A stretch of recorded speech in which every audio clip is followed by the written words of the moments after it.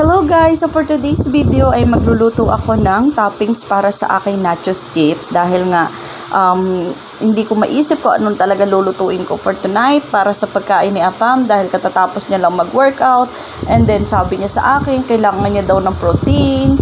Araw-araw naman puro protein ang kinakain niya kasi araw-araw naman talaga puro naman beef ang nailuluto ko, iba-iba na lang recipe. Ayan, so nagreklamo ang lola mo, ayan.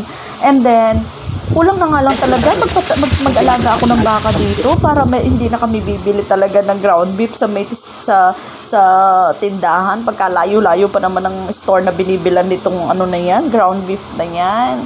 So ayan na nga, pati naman ng cheese niluto ko na rin dahil nga sa gusto ko namang marami siyang maging toppings. Ayan, nilagyan ko rin siya ng powder cheese para naman magkakulay ang buhay ni Apam. Ayan, ayan na nga, ayan na ang kinalabasan. Ayan, di ba?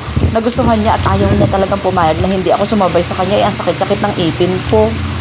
Ayan. Di, syempre, pakitang tao naman ako, nakisabay-sabay akong kumain sa kanya. Di ba, nagustuhan niya na